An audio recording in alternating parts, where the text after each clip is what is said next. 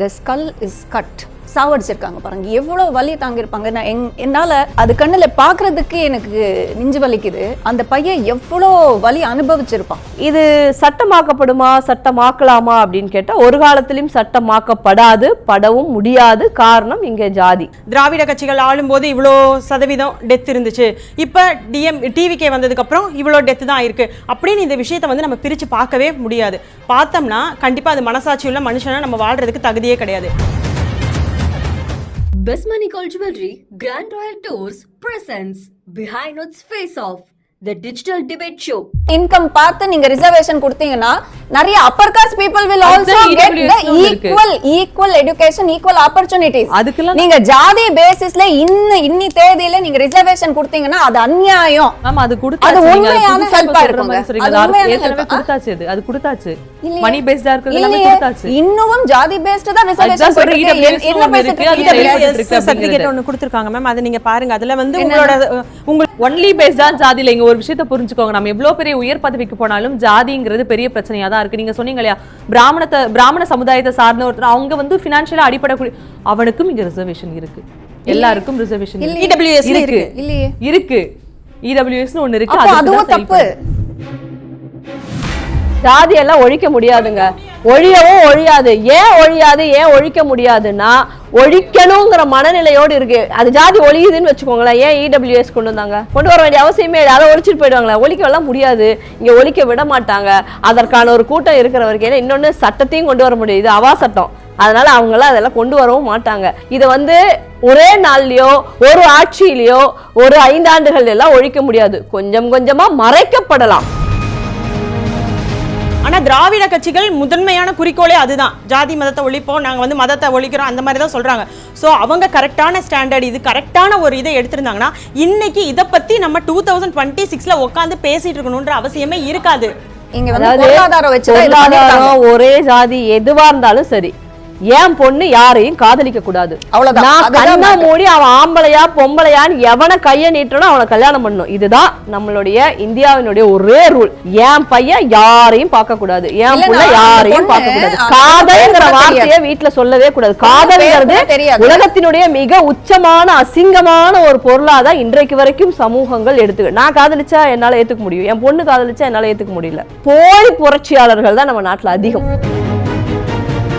திரௌபதி படத்துக்கு வந்து ஆதரவா பேசியிருந்தீங்க. எதனால அந்த படத்தை வந்து நீங்க ஆதரிச்சிருந்தீங்க? எல்லா கதைகள் மாதிரி அது நடந்துட்டு இருக்கிற ஒரு விஷயத்தை பிரதிபலிச்சிருக்காங்க. அந்த படம் வந்து எந்த ஒரு கோணத்தையும் வந்து உங்களுக்கு ஒரு கம்யூனிட்டியை டார்கெட் பண்ற மாதிரி அது தெரியலையா? அப்படி பார்த்தா A and B, B and C, C and D தாங்க. திரௌபதி படமா இருக்கட்டும், எந்த படமா இருக்கட்டும், ஜாதியை ஜஸ்டிஃபை பண்ற எந்த படமா இருந்தாலும் நான் by individually I will not encourage that. நேயர்களுக்கு வணக்கம். பிஹைண்ட் உட்ஸின் ஃபேஸ் ஆஃப் விவாத மேடைக்கு வரவேற்பது நான் மஞ்சுளா கோவிந்தன். சென்னையை அடுத்த தையூரில் மகளை காதலித்து வந்த பிரவீன் என்ற இளைஞரை அந்த பெண்ணினுடைய தந்தையும் சகோதரனும் சேர்ந்து கொடூரமாக கொலை செய்த சம்பவம் ஒட்டுமொத்த தமிழ்நாட்டையே உலுக்கி இருக்கிறது. இந்த கொலை சம்பவத்தில் ஈடுபட்ட அந்த 2 பேருமே தமிழக வெற்றி கழகத்தை சார்ந்தவர் அப்படிங்கிறதுனால அந்த 2 பேரையுமே தற்பொழுது கட்சியிலிருந்து நீக்கியிருக்காங்க. இந்த சூழலில் தமிழ்நாட்டில் தொடரும் ஆணவ கொலைகள் தடுக்க என்ன செய்ய போகிறது தமிழக வெற்றி கழகம் என்ற தலைப்பில் விவாதிக்க இன்று நம்முடைய 4 சிறப்பு விருந்தினர்கள் இணைந்திருக்கின்றனர். திமுக ஆதரவாளர் ரேகா அவர்கள், சமூக ஆர்வலர் ஆர்த்தி அவர்கள், திரைக்கலைஞர் சனம் அவர்கள், மனோதத்துவ நிபுணர் அபிலாஷா அவர்கள். அனைவருக்கும் வணக்கம். சனம், உங்ககிட்ட இருந்து ஆரம்பிக்கலாம்னு நினைக்கிறேன். இதுவரைக்கும் இது போன்ற ஆணவ படுகொலைகள், காதல் சார்ந்த பிரச்சனைகளால கொலை பண்ற நிறைய சம்பவங்களை வந்து கிராமப்புறங்கள்ல பார்த்துட்டு இருந்தோம். ஆனா வளர்ந்து வரக்கூடிய ஒரு நகரமா இருக்கக்கூடிய சென்னைக்கு பக்கத்திலே இருக்கக்கூடிய ஒரு இடத்துல இது போன்ற ஒரு சம்பவம் நடந்திருக்கு அப்படிங்கிறது ஒட்டுமொத்த தமிழகத்தையுமே உலுக்கி இருக்கக்கூடிய ஒரு சம்பவம் சொல்லலாம்.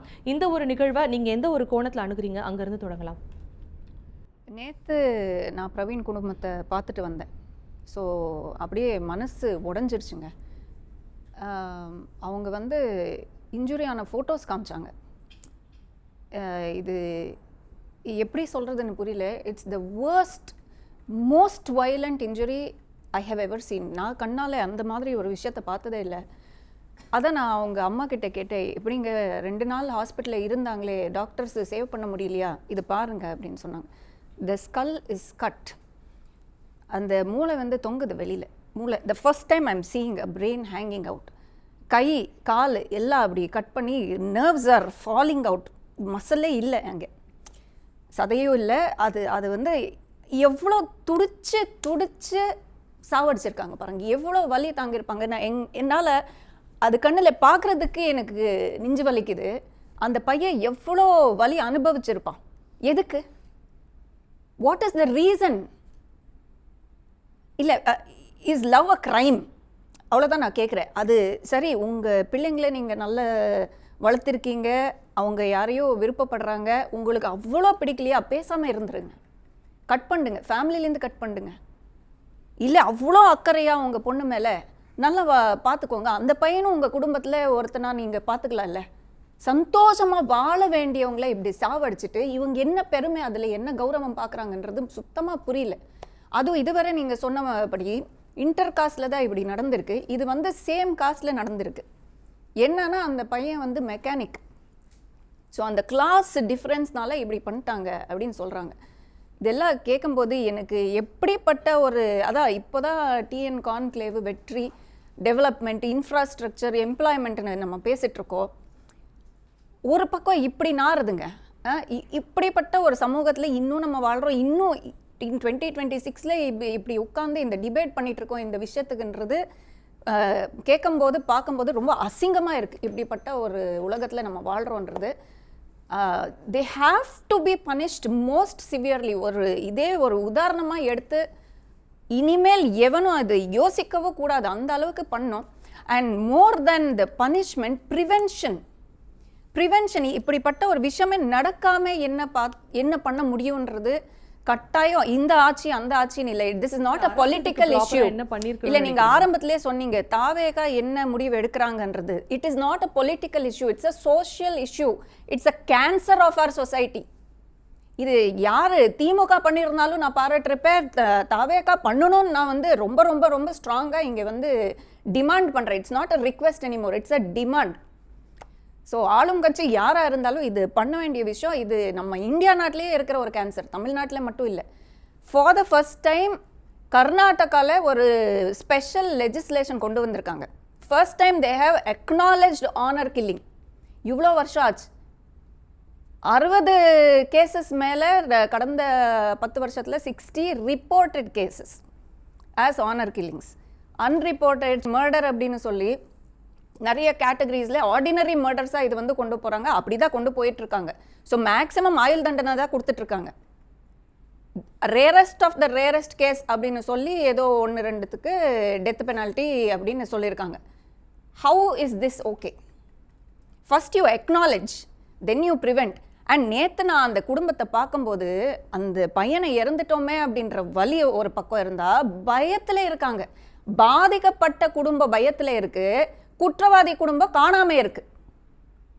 நீங்கள் உங்கள் சேனல் தானே போயிருக்கீங்க. அவங்க அக்யூஸ்டு ஃபேமிலி வெளியில் லாக் போட்டிருக்காங்க, யாருமே இல்லை.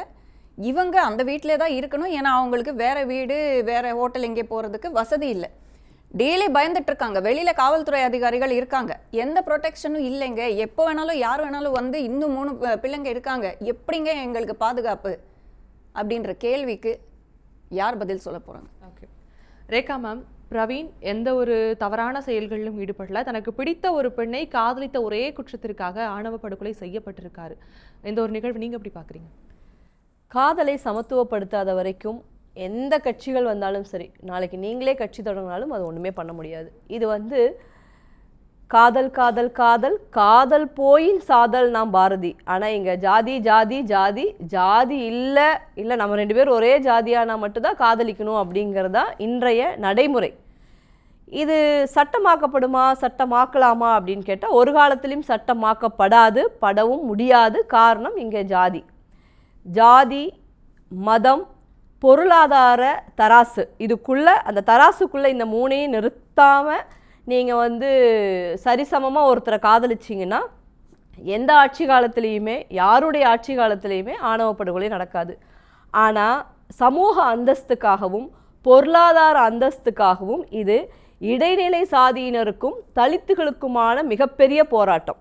இது வந்து ஏன் நீங்கள் நிறுத்த முடியல, ஏன் இதுக்கு சட்டம் கொண்டு வர முடியல அப்படின்னு கேட்டால், இடைநிலை சாதியினருடைய ஓட்டு வங்கி அப்படிங்கிறது பெருசு.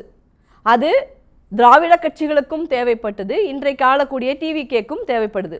ஒருவேளை நாளைக்கு இந்த சட்டத்தை கொண்டு வந்து ஆணவ படுகொலைக்கு ஒரு புதிய சட்டத்தை ஏற்படுத்தி அதற்கு இமிடியேட்டாக ஒரு தூக்கு தண்டனை கொடுக்குறோம் அப்படின்னு வச்சுக்கோங்களேன், தலித்து மக்களுக்காக, இன்னும் சொல்ல போனால் மக்களுக்கான ஒரு அரசியல் ஆட்சி நடத்தினால், ஒரு கட்சியாக இருந்தால் மக்களுக்கு நிற்கிறோம் அப்படின்னா, இடைநிலை சாதியினுடைய பங்கு தமிழ்நாட்டில் அதிகமாக இருக்குது. அப்போ அவங்களோட ஓட்டு பிரச்சனைக்குரியதாக மாறும். அதனால் இது கொண்டு வர முடியாது. தொடர்ந்து நீங்கள் பார்த்தீங்கன்னா 98% தலித் மக்கள் தான் இங்கே கொல்லப்பட்டிருப்பாங்க. இதற்கு எதிர்த்து சட்டத்தை கொண்டு வரணும் அப்படின்னு நிற்கும்போது இடைநிலை சாதியினர் மக்கள் இருக்காங்க இல்லையா, இந்த சட்டத்தை கொண்டு வரக்கூடாது அப்படின்பாங்க. அவங்களுக்கு சாதிய பற்று ஜாஸ்தி. தலித்துக்குள்ளேயே நீங்கள் வந்து 2-3 சாதியினர் இருக்காங்க, அதுலேயே எனக்கும் கீழே இருக்கிறவன அந்த தலித்துக்குள்ளேயே கல்யாணம் பண்ணிக்க கூடாதுன்பாங்க. தலித்துக்குள்ளேயே கிறிஸ்துவர்களாக மாறியவர்கள் இருக்காங்க, அவங்கள ஒத்துக்க மாட்டாங்க. அந்த மாதிரி இந்த மனநிலை இருக்கு இல்லையா, சாதிய மனநிலையும் மத மனநிலையும் இருக்கிற வரைக்கும் இந்த ஆணவ படுகொலைகள் நீங்கள் தொடர்ந்து பார்த்துக்கிட்டே இருக்கலாம். அது நீங்கள் வந்து வெளியில் இருந்தெல்லாம் பண்ண மாட்டாங்க. பொண்ணோட வீட்டில் இருக்கிற அப்பா, பொண்ணோட அம்மா, அதெல்லாம் நம்ம ஏற்கனவே இங்கே பார்த்தது தான். பெண்ணினுடைய தாயாரே தன்னுடைய காதலனை வெட்டி கொன்ற சம்பவங்கள் இங்கே இருக்குது. அதனால் இது நிக்குமான, இது பேசுபொருள், தொடர்ந்து பேசிட்டு இருக்கலாம். சம்பவத்தை எடுத்துக்கிட்டோம் அப்படின்னா 2 பேருமே ஒரே சமுதாயத்தை சார்ந்தவங்க. இங்க என்ன பிரச்சனையா இருக்குன்னா வர்க்கம் பிரச்சனையா இருக்கு. நீ உனக்கு பணம் அதிகமா இருக்கா, எனக்கு பணம் அதான் நான் முதல்ல சொல்லிட்டேனே, சாதி இல்ல. கவினோட பிரச்சனையை எடுத்துக்கிட்டோம் அப்படின்னா அங்க கொலை செய்யப்பட்ட கவினும் வந்து ஒரு பட்டியலினத்தை சார்ந்த ஒரு சமுதாயத்தை சார்ந்த ஒருவன். ஆனா பணம் ரீதியா அவனுமே பினான்சியலா வந்து ஒரு நல்ல இடத்துல தான் இருக்கு. அப்ப இங்க என்னதான் பிரச்சனை, எதன் அடிப்படையில தான் இவங்க வந்து கொலை செய்யணும் அப்படிங்கிற ஒரு எண்ணத்துக்குள்ள தள்ளப்படுறாங்க? இல்லை, அந்த குடும்பங்கள் இப்போ கிராமங்களில் பார்த்தீங்கன்னா ஒரு 100 வீடு இருக்குன்னா அந்த 100 வீட்டில் ஒரு வீட்டு ஆளுக்கு அந்த 100 வீட்டினுடைய வரலாறும் தெரியும். அவங்க எங்கேருந்து வந்தாங்க, எப்படி வந்தாங்க, அவங்க பூர்வீகம் யார், அவங்க எந்த ஜாதியை மாதிரி கல்யாணம் பண்ணாங்கன்னு அப்படியே பார்த்தீங்கன்னா மனப்பாடமாக ஒப்பிப்பாங்க. சிட்டி மாதிரி இடங்கள்ல அது ரொம்ப சாத்தியமில்லாத ஒரு விஷயம். அப்போது முதல்ல சாதி மதம் இதை கடந்து நீங்கள் பொருளாதார ரீதியாக, இப்போது பிராமணர்கள் வந்து மற்ற சாதியினரை கல்யாணம் பண்ணிட்டாங்கன்னு வச்சுக்கோங்களேன், இது பெருசாக பேசு பொருளே ஆகாது. ஆகவும் செய்ய அவங்க என்னென்னா காசு பணத்தோடு இருக்க என் பொண்ணு வாழ்க்கை பிரச்சனை இல்லை, எங்கேயோ போட்டும், வீட்டுக்குள்ளே ஏத்தாட்டியும் பரவாயில்ல, எங்கேயோ போய் வாழட்டும் அப்படின்பாங்க. அதில் 80% பிரச்சனை இல்லாத இது வரைக்கும் அந்த மாதிரி ஒரு கேஸ் நம்ம பார்த்துருக்கவே மாட்டோம். அப்போ இவங்களுக்குள்ளே என்னென்னா, என் வீட்டில் ஓட்டு வீடு, அங்கே டெரஸ் வீடுன்னு ஒரே ஜாதியினர் வெட்டி கொண்ட சம்பவம் தமிழ்நாட்டில் நடந்திருக்கு. நம்ம வீடு டெரஸில் கட்டியிருக்கோம், அவங்களது ஓட்டு வீடாக இருக்குது, ஒரே ஜாதி இருந்தாலும் அவங்க அப்பா இன்னும் குடிகாரனாக இருக்கான். இப்படி சின்ன நீங்கள் உள்ளுக்குள்ளே போய் பார்த்தீங்கன்னா மைனூட்டான விஷயங்களுக்கு எல்லாமே இங்கே வெட்டி கொலை நடக்கும். இல்லை எனக்கு அந்த பையன்தான் வேணும், அந்த பொண்ணு இருந்தால் சில குடும்பங்கள் அந்த பொண்ணையும் போட்டு தள்ளினவங்களாம் இங்கே இருக்காங்க. அப்போ இது வந்து சமூக மாற்றம் நிறைய இருக்கணும். நீங்கள் அரசியலில், நீங்கள் இன்றைக்கி நம்ம அரசியலை பற்றி பேசுகிறோம், அரசியலில் சீட்டு கொடுக்கும்போதே எந்த ஜாதி அப்படின்பாங்க. ஓகே, தொடர்ந்து பேசலாம். ஆர்த்தி, நீங்கள் சொல்லுங்கள். இந்த சம்பவத்தை பொறுத்த வரைக்கும் கொலையாளியாக கருதப்படுற அந்த 2 பேருமே வந்து ஆளுங்கட்சியில் இருக்காங்க. அதனால தான் வந்து நடவடிக்கை எடுக்கிறதுக்கு தாமதமாகுது. அவங்க மேலே உடனடியாக நடவடிக்கை எடுக்கணும்னு சொல்லி பாதிக்கப்பட்ட குடும்பத்தினர் தொடர்ந்து போராட்டத்தில் ஈடுபட்டு வராங்க. தாவேக்காவினரை சார்ந்த நிறைய பேர் வந்து தொடர்ந்து இது போன்ற வழக்குகளில் ஈடுபடுறதும் வந்து வாடிக்கையாக இருந்து வருது. தாவேக்கா தரப்புலேருந்து என்ன மாதிரியான நடவடிக்கைகள் மேற்கொள்ளப்பட்டிருக்கு, அது மட்டும் இல்லாமல் இந்த ஒட்டுமொத்த நிகழ்வையும் எப்படி பார்க்குறீங்க? அதாவது ஒயிட் பிளட், ரத்தத்தில் சிவப்பணு வெள்ளையணுன்னு இருக்கும் பார்த்தீங்களா, அந்த மாதிரி சில பேருக்கு இந்த ஜாதின்ற ஒரு அணு வந்து உடம்புக்குள்ள ஓடிட்டே இருக்கும் போல. அதனால தான் இவ்வளோ ஒரு கேவலமான விஷயத்தை இவ்வளோ ஈஸியாக பண்ணிட்டு தலைமறைவாக சுற்றிட்டு இருக்காங்க. அந்த குடும்பத்தோட நிலைமையை யோசிச்சு பார்க்கும்போது உண்மையாகவே ரத்த கண்ணீர் தான் நம்ம கண்ணில் வருது, வேற எதுவுமே சொல்ல முடியாது. இப்போ வந்து பரவாயில்ல, கடந்த திராவிட கட்சிகள் ஆளும்போது இவ்வளோ சதவீதம் டெத் இருந்துச்சு, இப்போ டிவிகே வந்ததுக்கப்புறம் இவ்வளோ டெத்து தான் இருக்கு அப்படின்னு இந்த விஷயத்தை வந்து நம்ம பிரித்து பார்க்கவே முடியாது. பார்த்தோம்னா கண்டிப்பாக அது மனசாட்சி உள்ள மனுஷனா நம்ம வாழ்றதுக்கு தகுதியே கிடையாது. இதே நாம் வாழ்கிற சமூகத்தில் தான் கிறிஸ்டின்ஸு ஹிந்து மேரேஜ் பண்ணியிருக்காங்க, முஸ்லீம்ஸு ஹிந்துஸ் இந்த மாதிரி ஜாதி விட்டு மதம் விட்டு கண்டம் கூட கல்யாணம் பண்ணி வாழ்கிறவங்க இருக்காங்க. அதே நேரத்தில் பக்கத்து வீட்டில் ஒரு பூஜை பண்ணிட்டு அந்த பிரசாதத்தை எடுத்துகிட்டு வந்து கொடுக்கும்போது வேணான்னு சொல்கிற கிறிஸ்டின்ஸும் இருக்காங்க.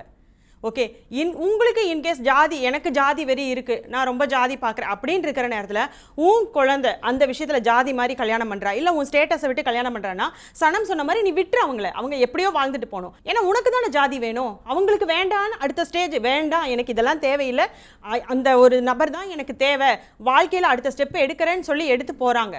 அதை வந்து தடுக்கிறதுக்கு உனக்கு என்ன ரைட்ஸ் இருக்கு? உனக்கு தானே வேண்டாம், நீ தானே உன் ஜாதின்னு பிடிச்சிட்டு அழுதுட்டு இருக்க. அப்படி இருக்கிற நேரத்தில் நீ சாவு, ஏன் ஒரு குழந்தைய நீ சாவடிக்கிற? நீ அடுத்தவனை கொல்றது தீர்வாகும் அப்படின்னு நினைக்கிற உன்னால இல்லை ஒரு ஒரு உடம்பு சரியில்லாமல் போகுது, சாவர நிலைமையில் இருக்காங்க, ஹாஸ்பிட்டல் அட்மிட் பண்ணியிருக்காங்க, அந்த நேரத்தில் பிளட்டு தேவைன்னு கேட்கும்போது இந்த ஜாதியை சேர்ந்தவளோட பிளட் வேணும்னு நீங்கள் வந்து ஆன்லைன்லலாம் போடுறாங்க, நம்மளே நிறையா பார்க்குறோம். ரத்தம் வேணும், ஓ பாசிட்டிவ் வேணும், ஏ பாசிட்டிவ் வேணும், பி பாசிட்டிவ் வேணும் தானே கேட்குறேன். அங்கே அப்பெல்லாம் எங்கே போச்சு உங்களோட ஜாதி மதம் எல்லாம் எங்கே போச்சுன்னு தெரியல. அவனுக்கு வரும்போது அதோட வழி தெரியறதில்ல, அடுத்தவங்களுக்கு செய்யும் போது அது ரொம்ப ஈஸியாக இருக்குது.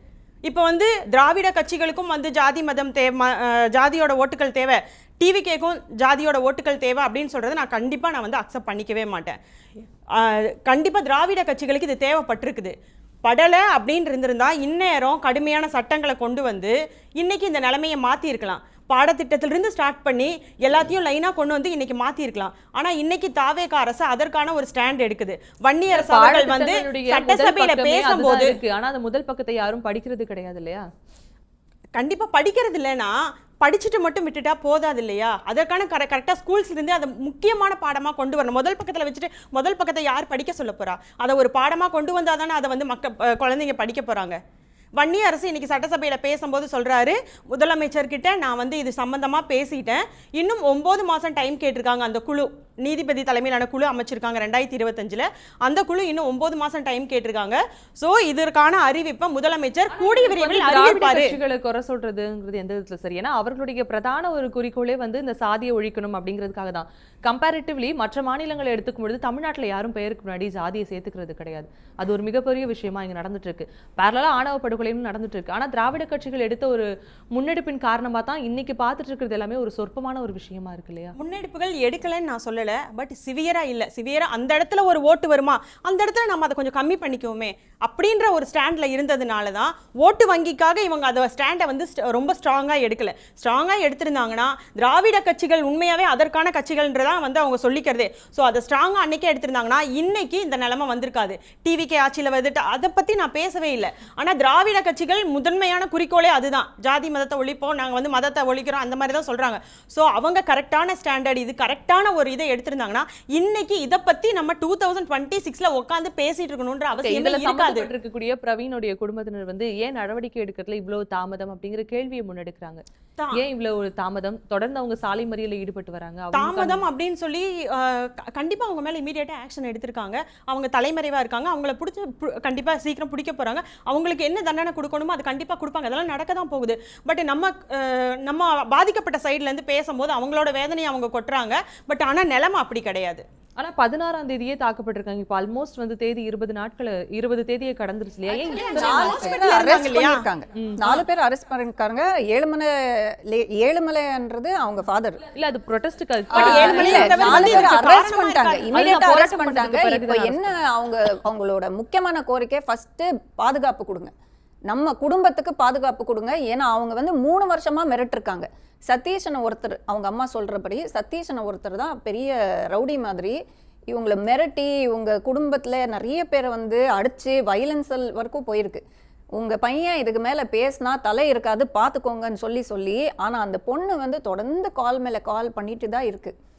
ஸோ இவங்க அம்மா வந்து சொல்றது, அன்னைக்கு சண்டே காலையிலையும் அந்த பொண்ணு வந்து மெசேஜ் போட்டிருக்காங்க, இன்னைக்கு ஏதோ ஒரு ஸ்கெட்ச் போட்டுட்டு இருக்காங்க, நீ வந்து பத்திரமா இரு, நீ எங்கேயும் வெளியில போகாதன்னு சொல்லியும் இந்த பையன் வந்து ஃப்ரெண்ட்ஸை கூப்பிட்டாங்கன்னு போயிருக்காங்க. இது அவங்க அம்மா சொன்ன தகவல். ஸோ இதில் அந்த பொண்ணு மேலே நான் தப்பு சொல்லலை. இங்கே இன்னொரு பிரச்சனை நீங்கள் ஆக்சுவலி நீங்கள் வந்து அனலைஸ் பண்ணணும். மேக்ஸிமம் இல்லை, ஐ திங்க் ஆல்மோஸ்ட் ஆல் கேசஸில் பையனை தான் வெட்டுறாங்க. பையனோட குடும்பத்தை யாராவது அந்த பொண்ணு சைடு அந்த பொண்ணை வந்து சாவடிச்சது நீங்கள் கேட்டிருக்கீங்களா? எனக்கு பொறுத்த வரைக்கும் இல்ல, என்ன பொறுத்த வரைக்கும் இல்ல. சோ இங்க பிரச்சனை என்னன்னா, ஜாதி மதம் அந்த பொருளாதாரம் அதெல்லாம் கண்டிப்பாக ஒரு பெரிய விஷயமா இருக்கு. ஆனா முக்கியமா ஒரு பெண், நம்ம குடும்பத்தோட மானம், நீ எப்படி ஒருத்தனை விருப்பப்பட முடியும்? அந்த ஈகோ வந்துருது. I think that is the main problem. I think ma'am can throw more detail on that. So ஒரு பெண்ணை ஒரு பொருளா பார்க்கறாங்க. ஒட்டுமொத்த குடும்பத்துடைய அந்த கௌரவம், ஒரு சமுதாயத்துடைய கௌரவம் ஒரு பெண் மேல சுமத்துவதுங்கிறது சரியா? Yes, this is the main reason. சரியா தப்பா இல்ல, அப்படிதானே நமக்கு மரபு சொல்லி கொடுத்திருக்கு. ஆண்களுக்கு அது எப்படிங்க இந்த மரபு சரியாகும்? தாண்டக்கூடாது அப்படின்னு எங்கேயுமே ஒரு வசனமே ஒரு பெண்ணை கிடையாது. ஒரு சக இந்த மரபே மனிதர் ஒரு தான் ஆண் நீங்க தாண்டக்கூடாதுன்னு பார்க்கணும் இல்லவே இல்லை. ஆனால் பெண்கள் எந்த மரபை தாண்டினாலும் அது மரபு ரீதியாக வரலாறு ரீதியாக சுமத்தப்பட்டுக்கிட்டே தான் இருப்போம். இங்க வந்து கொலை நடந்தாலும் கொள்ளை நடந்தாலும் திருட்டு நடந்தாலும் எது நடந்தாலும் அவ சரியில்லை, அவ மரபு மீறிட்டா, அவ ஒழுக்கம் கட்டுட்டா. ஆனா இதை சார்ந்த அந்த கூட்ட ஆண்கள்ல ஒரு ஆண்கள் கூட இன்றைக்கு வரைக்கும் வரலாற்றில் எங்கேயுமே, அது இலக்கியத்திலையும் கிடையாது, சமூகத்திலையும் கிடையாது, நம்ம படிச்சதுலையும் கிடையாது, பிராக்டிக்கலாவும் கிடையாது. வரம்பு மீறிட்டா அப்படின்னு சொல்ற இடத்துல அந்த இன் அப்படிங்கிறது எங்கேயுமே இல்லை. அதனாலதான் பொண்ணு ஏன் பொண்ணுங்கிற மாதிரி பையன் அவங்க பையன் இல்லை அப்படின்னு எந்த குடும்பத்திலையும் யோசிக்கிறல. அதே குடும்பத்தில் இன்னொரு பையன் இருந்தாலும் அந்த பையன்தான் வெட்டப்பட்டு இருப்பானே ஒழிய அந்த பெண்ணை ஒருபோதும் கை வைப்பதற்கு இந்த சமூகம் 1-2 கேஸ் எல்லாம் இருக்கு. ஆனா 99% இங்க தொடர்ந்து அதுதான் பண்ணுவாங்க. ஓகே, ஆனால் இதுக்கு முன்னாடி நம்ம கடந்து வந்த நிறைய ஆணவ படுகொலைக்கு எடுத்துக்கிட்டோம் அப்படின்னா பாதிக்கப்பட்டவர்கள் எல்லாருமே அந்த பட்டியலினத்தை சார்ந்தவர்களாக தான் இருப்பாங்க. இந்த ஒரு விஷயம் தொடர்ந்து நடக்குது. அது மட்டும் இல்லாமல் ஒரு பெண் பட்டியலினத்தை சார்ந்தா அவளை கொல்லவும் இந்த சமுதாயம் வந்து ஒருபோதும் தயங்குவது கிடையாது. அப்போ இங்கே வந்து ஆணை கொல்றமா பெண்ணை கொல்றமாங்கிறத தாண்டி பட்டியலினத்தை சார்ந்தவர்கள் கொல்றமா அப்படிங்கிறது தான் இங்கே நோக்கமாக இருக்கா? இல்லை, இங்கே ஜாதிகளை மக்கள் ஏற்றுக்கொள்வதே இல்லை. இப்போது நம்ம இங்கே இருக்கோம், தெரியாத ஒரு குழந்தைக்கு எது பெரிய ஜாதி எது சின்ன ஜாதின்னே தெரியாது, சரிங்களா? அப்படி இருக்கும்போது எப்படி நீங்கள் இது பெரிய ஜாதின்னு புகுத்துறீங்க? ஏன் ஒதுக்குறீங்க? ஏன் அதுக்கான ஏரியாவை நீங்கள் சூஸ் பண்ணுறீங்க? நான் சொல்ல மைனூட்டான விஷயங்களுக்கு கூட பெண்களை ஒருபோதும் கை வைப்பதே இல்லை. நான் சொல்ல 1-2 கேஸ் இருக்கலாம், ஆனால் தொடர்ந்து ஆண்களுக்கு கை வைக்கிறதுக்கான ஒரே காரணம் ஜாதி மட்டும்தான். அந்த ஜாதிக்குள்ளே இருக்கிற பிரச்சனைகள், அந்த குடும்பத்துக்குள்ளே இருக்கிற சின்ன சின்ன பிரச்சனைகள் இருக்குல்ல, அதுவும் ஒரு முக்கிய காரணமாக இருக்குது. ஓகே, அபிலாஷா நீங்கள் சொல்லுங்கள். தான் பெற்று வளர்த்த பையன், தான் பெற்று வளர்த்த பொண்ணு அப்படிங்கிற ஒரு அந்த பாசம் வரும் இல்லையா, ஏதோ ஒரு கட்டத்தில் அது வெளிப்பட்டு வரும் இல்லையா? ஆனால் அந்த எந்த ஒரு உணர்வுமே இல்லாமல் தான் பெற்ற பிள்ளைகளையே கொள்வது அப்படிங்கிறது எந்த விதமான ஒரு மனநிலை, எந்த ஒரு சூழ்நிலை இந்த மாதிரியான ஒரு மனநிலைக்கு அவங்க தள்ளப்படுறாங்க? ஓகே, ஸோ ஃபஸ்ட்டு இந்த மாதிரி குற்றங்கள் நடக்கிறதுக்கு ஒரு முக்கிய காரணின்னு பார்த்தீங்கன்னா டெஃபினட்டாக அவங்க சொன்ன மாதிரி ஈகோ தான். இங்கே வந்து நம்ம ஜாதி தரம் இதெல்லாம் அப்புறம் தான். முதல்ல வந்து எங்கள் வீட்டு பொண்ணை எப்படி நீ வந்து லவ் பண்ணலாம், இங்கே ஆரம்பிக்கிற ஒரு சின்ன கான்ஃப்ளிக்ட்டு எந்த அளவுக்கு அது டிஸ்பியூட் ஆகும்னா மிரட்டல் உருட்டலில் போய் நிற்கிது இல்லையா? அப்போ அந்த ஸ்டேஜில் அவங்களுக்கு என்ன தோணும், நான் இவ்வளோ தூரம் சொல்லியும் நீ செய்ய மாட்டேங்கிறேன்னா நான் உன்னை என்ன பண்ணுறேன் பாரு. ஸோ அந்த இடத்துல அந்த ஈகோ வந்து ஆங்கராக மாறுது. அந்த ஆங்கர் ரேஜ். அந்த பையன் இருக்கிற இடத்துல இதே அந்த பொண்ணு இருந்தாலும் இப்படி தான் இருக்குமா? அப்படி பார்த்தா பெண்களும் நிறைய கொல்லப்பட்டிருக்காங்க. ஏன் பெண்கள் பர்டிகுலராக குடும்பத்தில் தான் அது பண்ணுறாங்க? ஆமாம், ஏன்னா அவங்களுக்கு அந்த கான்டாக்ட் கம்மி. ஒரு வீட்டில் ஃபஸ்ட்டு என்ன பண்ணுவாங்க, பொண்ணுங்களை ஃபஸ்ட்டு உள்ளே போங்கன்னு சொல்லிட்டு ஆண்கள் தான் முன்னாடி போவாங்க. அதனால் அவங்களுக்கு இம்மீடியட் அட்டாக் வந்து அவங்க மேலே நடக்குது, பிளானிங்கும் அவங்க மேலே ஈஸியாக நடக்குது பெண்களை விட. அண்ட் நம்ம சொசைட்டி பேட்ரியார்க்கல் சொசைட்டி தான். ஆண்களுக்கு வந்து பெண்களை ஒரு பொருளாகவும் ஒரு வீட்டோடைய கௌரவமாகவும் பத்திரமா பார்த்துக்க வேண்டிய ஒரு பொருளாகவும் தான் அவங்க பார்ப்பாங்க, ஒரு பொருள் அல்டிமேட்லி. ஸோ இந்த மனநிலை ஏன் வருதுன்னா, இது வந்து நம்ம பிளாக் அண்ட் ஒயிட் திங்கிங் அப்படின்னு ஒரு ப்ராசஸ் இருக்குது. அது என்னென்னா, நீ இதை பண்ண உனக்கு இதான் பனிஷ்மெண்ட். அவங்களுடைய தாட் ப்ராசஸ் எப்படி இருக்குன்னா, நாங்கள் சொல்ல கேட்காம நீ லவ் பண்ணல, அப்போ நீ சாவு, அவ்வளோதான் அவங்களோட யோசனை இருக்கும். ஏன் சாகணும், ஏன் இதுக்கு வேறு வழி இருக்கக்கூடாது, ஏன் அவங்க ஒன்றா வாழக்கூடாது, இந்த மாதிரி அடுத்த ஒரு ஆல்டர்னேட் திங்கிங்கே அவங்களுக்கு வராது. இந்த மாதிரியான விஷயங்களை பொறுத்த வரைக்கும் திரைப்படங்கள் என்ன மாதிரியான ஒரு ரோல் ப்ளே பண்ணுதுன்னு நினைக்கிறீங்க? திரைப்படங்கள் வந்து லவ்லேருந்தே ஸ்டார்ட் ஆகுது இல்லையா? லவ் பண்ணும்போதே வந்து இப்போ இருக்க ஜென்ரேஷன் என்னை பொறுத்த வரைக்கும், நான் கவுன்சிலிங்கில் பார்த்த வரைக்கும் கொஞ்சம் சென்சிபிளாக இருக்காங்க. அவங்க வந்து அந்த லவ் ப்ராசஸ்லேயே வந்து இது நம்ம வீடுங்களில் செட் ஆகுமா ஆகாதான்றதை அவங்க முடிவு பண்ணுறாங்க, கண்மூடித்தனமாக பண்ணுறதில்ல. அதை மீறி சில பேர் வந்து என்னானாலும் பார்த்துக்கலாம், நம்ம ஒன்றா தான் வாழணும் அப்படின்றதே வந்து சினிமாலேருந்து ஆரம்பிக்கிறது தான். அதாவது உயிரே போனாலும் பரவாயில்ல, நம்ம ஒன்றா தான் வாழணும், ஒன்றா வாழணும்னு நினைக்கிறவங்க உயிர் போனால் பரவாயில்லன்ற ரிஸ்க் எடுக்கக்கூடாது ஃபர்ஸ்ட். செகண்ட், நிலைமை ஏன் வருது? 2 பேர் கன்சென்டிங் அடல்ட்ஸ், அது யாரா இருந்தா என்ன பேக்ரவுண்டா இருந்தா என்ன ஜாதியா இருந்தா சாதியை போற்றக்கூடிய திரைப்படங்கள்லாம் வருது இல்லையா? நிச்சயமா அது யாருமே ஏத்துக்கிறது இல்லை. ஆனால் போற்றக்கூடியது வந்துட்டு தான் இருக்கு, அதில் மாற்று கருத்து இல்லை. ஆனால் அது எப்படி இன்ஃப்ளூயன்ஸ் ஆகுது, உடனே என்ன பண்ணணும், இப்போ அந்த திரைப்படத்தில் காட்டுறது தான். ஹீரோ ஹீரோயினுக்கு ஒரு பிரச்சனைனா அவங்க வீடுகளில் எப்படி அதை ரியாக்ட் பண்ணுறாங்க, அவங்க அப்படி தான் ரியாக்ட் பண்ணுறாங்க. அவங்க மிரட்டுறாங்க, அவங்க கொலை பண்ணுறாங்க, கொலை பண்ணிட்டு எப்படி தப்பிக்கலான்னு பார்க்குறாங்க, அந்த ஊரே அவங்களுக்கு எப்படி அடைக்கலம் கொடுக்குது, இதை தான் அங்கே காட்டுறாங்க. இவங்களுக்கு ஒரு தைரியம் வருது. இது வந்து ஒரு பிள்ளைய நம்ம புள்ள நம்ம வீட்டு பிள்ளைன்னு பார்க்குறத தாண்டி இந்த ஊருக்கே நான் கௌரவத்தை காப்பாற்றுறேன், என் குடும்பத்து பேரை காப்பாற்றுறேன், அவங்க கம்ப்ளீட்டாக வந்து ஒரு என்னமோ ப்ரொடெக்டர் மாதிரி அவங்களே ஒரு டெலியூஷனுக்குள்ளே போய்க்கிறாங்க. இதுக்காக தான் நான் பண்ணேன் ஜஸ்டிஃபிகேஷன். இன்னொன்று, ஒரு மாப் ஜஸ்டிஃபிகேஷன்றப்ப ஈஸி, உங்களுக்கு கில்ட்டி ஆக மாட்டீங்க. ஏன்னா அங்கே நிச்சயமாக இன்னொருத்தவங்களுடைய ஆதரவு இருக்கும். அது எந்த இதாக இருந்தாலும், ஜாதியாக பார்க்குறோமோ வசதியாக பார்க்குறோமோ. எனக்கு என்ன, நான் இதுக்கிடையில் ஒரே ஒரு விஷயம் ஞாபகம் வருது. உங்களுடைய ஒரு ரிவ்யூ பார்த்துருந்தேன். திரௌபதி படத்துக்கு வந்து ஆதரவாக பேசியிருந்தீங்க. எதனால் அந்த படத்தை வந்து நீங்கள் ஆதரிச்சிருந்தீங்க? எந்த விஷயத்தில்? திரௌபதி படம். ஆமாம், அது வந்து ஒரு சாதிய எண்ணம் கொண்ட ஒரு படம் கிடையாது அப்படிங்கிற விஷயத்த நீங்கள் சொல்லியிருந்தீங்க. ஜாதி, ஆமா, ஜாதி இஸ் ஜஸ்ட் இது இந்தியால மட்டும் இந்த ஒரு கேவலமான ஒரு மைண்ட் செட் இருக்குங்க. பிள்ளைங்களை, பசங்களா இருக்கட்டும் பொண்ணா இருக்கட்டும், தே treat it as property. Parents treat children as property. So நான் சொன்னதுதான் நீ பண்ணணும். ஒரு எமோஷனல் கில்ட் அங்கே வருது. நாட் ஈவன் ஃபிசிக்கல் கண்டிப்பாக இருக்குது, அதுதான் நம்ம இன்னைக்கு டிஸ்கஸ் பண்ணுறோம். ஒரு எமோஷனல் பிளாக்மெயில் நடக்குது. இவ்வளோ உனக்காக நான் தியாகம் பண்ணேன், ஸோ நான் சொன்னதான் நீ செய்யணும். அது மற்ற நீ என்ன கெரியர் சூஸ் பண்ணுற, எங்கே எந்த ஊரில் இருக்க, எந்த நாட்டில் இருக்கேன்றது விட்டுருவாங்க. நீ லைஃப் பார்ட்னரை யார் சூஸ் பண்ணுற, உன் பொண்டாட்டி யார், உன் புருஷன் யாருன்னு நீ சூஸ் பண்ணதுக்கு உனக்கு உரிமை இல்லை. அங்கே தான் வருது. That is where they show their ego. It's a constitutional right. Every individual, every adult has a right to choose their life partner. ஆனா அது எவ்வளவு பேர் அது எக்ஸசைஸ் பண்ண முடியல. Even in city. நீங்க இந்த ஜெனரேஷன் சொல்றாங்க இல்ல, மேடம் சொன்னாங்க இந்த ஜெனரேஷன்ல கொஞ்சம் குறையுது. கவின் கேஸ்ல அந்த சுர்ஜித் தானே அந்த வெட்டினது. அந்த சுர்ஜித் எவ்வளவு 20 வயசு பையனா? கவின் கேஸ்ல so it is a mind wash. It's a total manipulation. Kavin கேஸ்ல அவன் என்னதான் பட்டியலினத்தை சார்ந்தவனா இருந்தாலும் நல்லா படிச்சிருக்கான், கை நிறைய சம்பளம் வாங்குறான். அப்படிங்கிறப்போ அந்த இடத்துல எது வந்து கொலை செய்யறதுக்காக உந்துதலா இருந்துச்சு? அந்த பொண்ணு லவ் பண்ணிடுச்சே. என்ன கேட்காம நீ எப்படி நம்ம ஃபேமிலில நீ லவ் பண்ற இல்லையா? அங்க ஜாதி வரலையா? ஏங்க அது எல்லாமே இருக்குங்க. பட் மெயினா எனக்கு இந்தியா, நான் வந்து தமிழ்நாடு விட்டுருங்க, மற்ற ஸ்டேட்ஸ் விட்டு, இந்தியன் மைண்ட் செட். நீங்கள் நார்த்தில் போனீங்கன்னா இன்னும் கொடூரமாக இருக்கும். அது அனுஷ்கா வந்து ஒரு படம் பண்ணியிருப்பாங்க, NH1 சொல்லி. அந்த படத்தை பாருங்க, நீங்கள், உங்களுக்கு தெரியும். It is about ego. ஏன் பொண்ணு நீ எப்படி லவ் பண்ற, ஏன் பொண்ணு என்னோட ப்ராப்பர்ட்டிங்கிறது என்னுடைய கருத்து. One of the factors. Yes, definitely. இந்த பர்టిక్యులர் பிரவீன் கேஸ்ல நீங்க பாத்தீங்கன்னா ரெண்டு பேரும் அந்த கம்யூனிட்டி, ஒரே கம்யூனிட்டி. இந்த மாதிரியான கேसेस வரது அப்படிங்கிறது ரொம்ப சொற்பமான விஷயம் தான். ஒரே கம்யூனிட்டி சார்ந்து அதெல்லாம் நான் சொல்லிட்டு இருக்கேன். இல்லங்க, பொருளாதாரம் தான் இங்க வந்து கம்யூனிட்டி, இந்த ஜாதி மத பிரச்சனை இல்ல பிரவீன் கேஸ்ல. இங்க வந்து பொருளாதாரம் வச்சு தான் இது பண்ணிருக்காங்க. ஒரே ஜாதி எதுவா இருந்தாலும் சரி, ஏன் பொண்ணு யாரையும் காதலிக்க கூடாது. அவ்வளவுதான். நான் கண்ணா மூடி அவன் ஆம்பளையா பொம்பளையான்னு எவனை கைய நீட்டணும் அவனை கல்யாணம் பண்ணணும். இதுதான் நம்மளுடைய இந்தியாவினுடைய ஒரே ரூல். என் பையன் யாரையும் பார்க்க கூடாது, என் புள்ள யாரையும் பார்க்க கூடாது. காதல்ங்கிற வார்த்தையை வீட்டுல சொல்லவே கூடாது. காதல்ங்கிறது உலகத்தினுடைய மிக உச்சமான அசிங்கமான ஒரு பொருளாதான் இன்றைக்கு வரைக்கும் சமூகங்கள் எடுத்துக்க. நான் காதலிச்சா என்னால ஏத்துக்க முடியும், என் பொண்ணு காதலிச்சா என்னால ஏத்துக்க முடியல. பட் எங்க அப்பா காதலிச்சு லவ் மேரேஜஸ் இன்னைக்கு நடந்துட்டு தானே இருக்கு. எவ்வளவு அந்த காலத்துல கிடையாது. அது தாண்டி எவ்வளவு கஷ்டங்கள் தாண்டி எவ்வளவு லைஃப் பேரண்ட்ஸ் வந்து கன்வின்ஸ் பண்ணி கல்யாணம் பண்றாங்க. அந்த கன்வின்ஸ் பண்ணனும்ன்ற விஷயமே வர கூடாதுங்க. கண்டிப்பா வரும். எதனால வேண்டாங்க.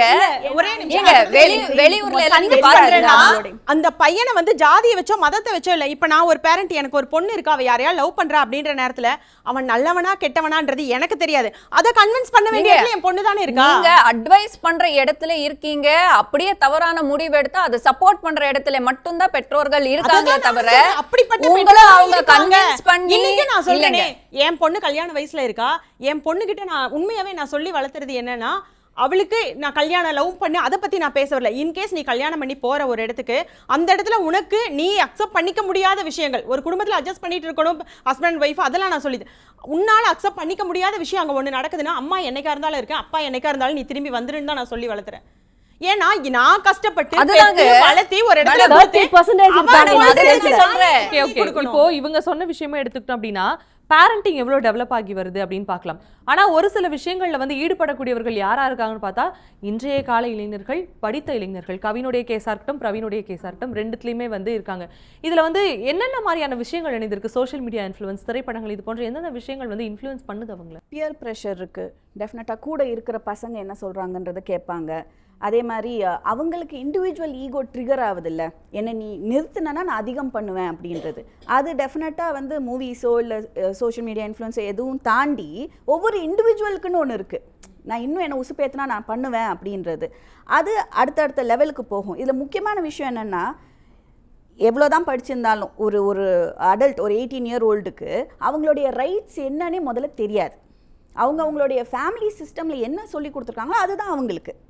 ஸோ நான் ஒரு விஷயம், லவ்ன்றது தப்பாகவும் இந்த நாட்டில் வந்து போற்றையார ஒரு விஷயம். காதல் பண்ணால் அது நீ கெட்டவன், கேரக்டர்லெஸ்ஸு அப்படின்றது ஒன்று இருக்குது. ஸோ என்னுடைய ரைட்ஸ் என்ன, எனக்கு எவ்வளோ தூரம் லிமிட்ஸ் இருக்குது, என்னுடைய டெமோக்ராட்டிக் ரைட்ஸ் என்ன, என்னுடைய இண்டிவிஜுவல் ரைட்ஸ் என்ன, ஹியூமன் ரைட்ஸ் என்ன, இதெல்லாம் மக்களுக்கு முதல்ல தெரியாது. அது தெரிஞ்சாலே அவங்க அப்ரோச் வேறு மாதிரி இருக்கும். இவங்க என்ன பண்ணுறாங்க, நான் வந்து எதிர்க்கிறேன், நான் ரிபல் பண்ணுறேன், நான் இப்படி தான் பண்ணுவேன்னு அதை வேறு ஃபார்மேட்டில் ஹேண்டில் பண்ணுறாங்க. க்ளீனாக பேசலாம், இல்லைங்க இதான் விஷயம், எங்கள் 2 பேருக்கு பிடிச்சிருக்கு, நாங்கள் 2 பேரும் அடல்ட்ஸ், நாங்கள் கல்யாணம் பண்ணலான்னு இருக்கோம் அப்படின்னு பேசுகிறத விட்டுட்டு இவங்க எதிர்த்து சண்டை போடுறாங்க. அப்போ என்ன ஆகுது, ஆப்போனண்ட்டோடைய ஈகோ திருப்பி ட்ரிகர் ஆகுது.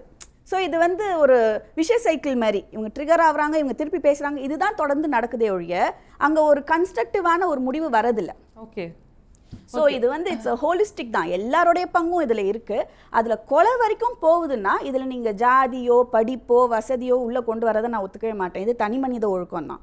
ஒரு உயிரை எடுக்கிறதுக்கு ஒருத்தனால முடியுதுன்னா இது எதுவுமே அவனை பக்குவப்படுத்தலை. திரௌபதி படத்துக்கு நீங்கள் போட்ட அந்த ரிவ்யூ பற்றி கேட்டிருந்தேன். எதற்காக ஸ்பெசிஃபிக்காக அந்த படத்தை பற்றி கேட்டிருந்தேன் அப்படின்னா, அந்த படத்தில் தான் மண்ணும் பொண்ணும் உங்களுக்கு வந்து ஒரு கண்ணு மாதிரி ரெண்டும் ஒன்று தான், ரெண்டுத்தையும் ப்ரைஸ் பண்ணுற மாதிரியான நிறைய வசனங்கள் வந்து அந்த படம் முழுக்க வந்து குவிந்திருக்கும். அதாவது மண்ணோட பெண்ணை ஒப்பிடுறது அப்படிங்கிறது எந்த விதத்தில் ஏற்புடையது அப்படிங்கிறது தெரியல. நீங்கள் அந்த படத்திற்கு வந்து ஆதரவு தெரிவிச்சிருக்கீங்க அப்படிங்கிறப்போ எந்த விஷயம் உங்களுக்கு அந்த விஷயத்துக்கு ஆதரவு ஒரு படத்தில் எவ்வளோ அந்த படத்துக்கு எந்த விஷயம் உங்களுக்கு நான் அக்செப்ட் பண்ணது வந்து அந்த பொண்ணு வந்து ரிபலாக பேசுவா, அவள் எதிர்த்து கேள்வி கேட்பா, அவளை டார்கெட் பண்ணி தான் கொள்ளுவாங்க. ஸோ அந்த இடத்துல ஈகோ தான், அந்த அளவுக்கு ஈகோவை நம்ம வந்து வெளியே விதைச்சி வச்சிருக்கோன்றது தான் நான் சொல்ல வந்த விஷயம். அந்த படத்துடைய நோக்கம் என்ன? எல்லா கதைகள் மாதிரி அது நடந்துட்டு இருக்கிற ஒரு விஷயத்தை பிரதிபலிச்சிருக்காங்க. அந்த படம் வந்து எந்த ஒரு கோணத்தையும் வந்து உங்களுக்கு ஒரு கம்யூனிட்டியை டார்கெட் பண்ற மாதிரி அது தெரியலையா? அப்படி பார்த்தா A and B, B and C, C and D தாங்க.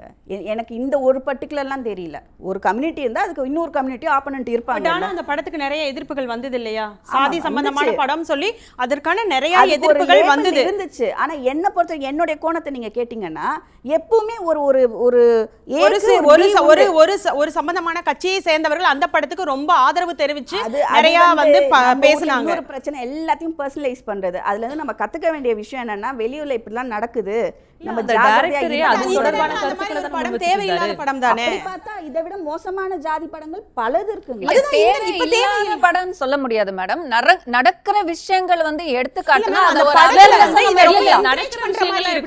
ஒரு பர்టిక్యులர் கம்யூனிட்டி அந்த படத்தை பொதுவா நான் சொல்றேன், இந்த மாதிரி படங்கள் வேணாம் அப்படி நான் சொல்றேன். அந்த இல்ல நான் உங்களை கேக்குறேன் மஞ்சுளா, அந்த கம்யூனிட்டில இப்படிப்பட்ட ஒரு இன்சிடென்ட் நடக்கவே இல்லையா? அங்க மட்டும் தான் நடக்குது இல்லன்னு மட்டும் சொல்லுங்க. அங்க மட்டும் அந்த படம் எடுத்தது ஃபிக்ஷனல் அப்படினு சொல்லிட்டு போலாம். பர்టిక్యులர் கம்யூனிட்டி வந்து அக்யூஸ் பண்ற மாதிரி இல்லங்க. நான் வந்து இல்ல நான் வந்து அது படம் அப்படினு சொல்லி நான் சப்போர்ட்டுக்கு வரல. சமூகத்துல நடக்கிற விஷயங்கள் நடக்குது, சரி திரௌபதி விடுங்க நடக்குது, ஆனா திரௌபதி பண்றதுன்னு காட்டுறது திரௌபதி விடுங்க. ஜெய்பீம் ஒரு படம் இருக்குல்ல, ஜெய்பீம்லயும் நடக்கிறது நடந்துகிட்டு தான் இருக்கு. அந்த படத்துக்கும் ஏகப்பட்ட எதிர்ப்பு வந்தது. அந்த படத்துல வந்து நடக்கிற விஷயங்கள் எடுத்து காட்டுனா அதோட அந்த படத்துக்கு வந்து எதிர்ப்பு வேற, இந்த படத்துக்கு காட்டவே கூடாதுன்னு சொல்றது அவர். இயக்குனர் மோகன் அவர்களுக்கு ஜாதி பற்று அதிகம், சரிங்களா? அவர் ஜாதியை கொண்டாடக்கூடியவர், ஜாதியை பிரைஸ் பண்ணக்கூடியவர், ஜாதி வேணும்னு நினைக்கிற ஒரு மனுஷன். அதனால் அவருடைய இதற்கு முன்னாடி இருக்கிற படங்களும் நான் இன்டர்வியூ எடுத்திருக்கிறேன், தொடர்ந்து நண்பராகவும் இருக்கிறதுனால அவர் ஜாதியை கொண்டாடக்கூடிய ஒரு மனநிலை உள்ளதுனால ஜாதிய பெயர்கள் கொண்ட நண்பர்கள் தான் அதிகமாக வச்சுருப்பார். நான் அவர்கிட்ட ஏன் ஜாதி வேண்டாம் அப்படின்னு நான் கேட்டிருக்கேன், சாதி ஏன் இருக்கக்கூடாதுன்னு நான் கேட்டிருக்கேன். இதுக்கு ரெண்டுக்குமே சாதி இருக்கிறதுனால என்ன பிரச்சனைன்னு தான் கேட்டாரே ஒழிய இந்த மாதிரி பிரச்சனைகள்லாம் நடக்குதுங்கிறத அவர் காட்டவே இல்லை. அவரை பொறுத்த வரைக்கும் அவர் தன்னுடையதும் தனக்காக இருக்கக்கூடிய எல்லாமே ஜாதி இருந்துதான் ஆகணும், ஜாதி தான் இந்த நாட்டை காப்பாத்திருக்கு அப்படிங்கிறது. அப்போ அந்த மனநிலையோட தான் அவருடைய தொடர்ந்து இருக்கக்கூடிய படங்கள் நீங்க பாத்தீங்கன்னா அந்த மனநிலையோட தான் இருக்கும்.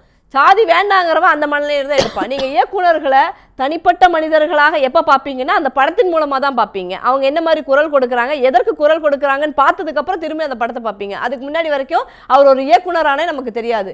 ஒரு படம் வந்ததுக்கு அப்புறம் அந்த படத்துக்கு யாரெல்லாம் சப்போர்ட் பண்றாங்க, யாரெல்லாம் எதிர்க்கிறாங்க நீங்க பார்த்ததுக்கு அப்புறம் தான் அவர் தனி மனிதனா அல்லது ஒரு கூட்டத்தோட நிக்கிறாராங்கிறது. அதனால ஜாதியை கொண்டாடக்கூடிய மனிதர்கள் இருக்காங்க. இன்னொன்னு அடி ஆழ் மனசுல எந்த ஜாதியா இருந்தாலும் இந்த ஜாதி எனக்கு வேணும்னு நினைச்சு வெளி உலக போலி புரட்சியாளர்கள் தான் நம்ம நாட்டுல அதிகம். அதுதான் மிக முக்கியமான காரணம். அதுதான் இங்க வந்து ஒன்னொன்னுக்கும் வேண்டான்னு சொல்லும்போது அடியில இருந்தே அறுக்கணும். ஆணி வேற நீங்க கட் பண்றதுக்கு தயாரே கிடையாது. எனக்கு பிடிக்கல, நான் வச்சுக்கல, என் குடும்பத்துல இருக்காங்க. நம்ம குடும்பத்துல ஏன் பேசல, ஏன் நம்ம பொண்ணு இன்னொரு பையனை, காலம் மாறுதே, கல்யாணம் பண்ணா என்னன்னா அதெல்லாம் சரி வராது. நார்மலா அதாவது 80% புரட்சியை நோக்கி இருக்கக்கூடிய குடும்பங்கள்லயும் அதுல ஒரே ஒரு ஆளு பின்னோக்கி பார்த்துருப்பார்ல, பின்தங்கி இருப்பார்ல, அவர் அதை புகுத்துனா சரிதான் இல்லை அப்படின்னு சொல்லக்கூடிய குடும்பங்கள் தான் இங்க அதிகம். அவரோட வாய்ஸ் தான் இங்க அதிகமா கேட்கும் மற்றவங்களை விட. ஜெய்பீமும் திரௌபதியும் ஈக்குவலான படமான்னு கேட்டால் கண்டிப்பாக ஈக்குவலான படம் கிடையாது. அந்த ஜெய்பீமை பார்க்கும்போது உங்களுக்கோ இல்லை மக்களுக்கோ கொடுக்குற இம்பேக்டும் திரௌபதியை பார்க்கும்போது உங்களுக்கு கொடுக்குற இம்பேக்டும் வேற விதமாக இருக்கும். கரெக்ட் தானே? இது ஒரு புரட்சியாளருக்கான படம், அது அப்படி கிடையாது. ஒரு ஜாதி விஷயத்தை தூண்டுற மாதிரியான படம். மேடம் நான் வந்து ஒரு படமா அது கிரியேட்டிவிட்டி விட்டுருங்க, எது இம்பாக்ட் பண்ணுச்சு, எது எவ்வளோ சக்சஸ்ஃபுல்லாக இருந்ததுன்னு விட்டுறலாம். அந்த ஜாதியை ஜஸ்டிஃபை இல்ல, நான் அது திரௌபதி படமா இருக்கட்டும் எந்த படமா இருக்கட்டும், ஜாதியை ஜஸ்டிஃபை பண்ற எந்த படமா இருந்தாலும் நான் by individually I will not encourage that. சரியா? பட் நான் என்ன சொல்ல வரேன், இப்படிப்பட்ட சம்பவம் சமூகத்துல நடக்கலையா, நடக்கிற சம்பவத்தை அவங்க காட்டுனா அது பாக்குறதுக்கு நீங்க ஏன் தயங்குறீங்க, ஏன் எதிர்க்கிறீங்க? நீங்க சொல்றது எல்லாமே கரெக்ட் தான்.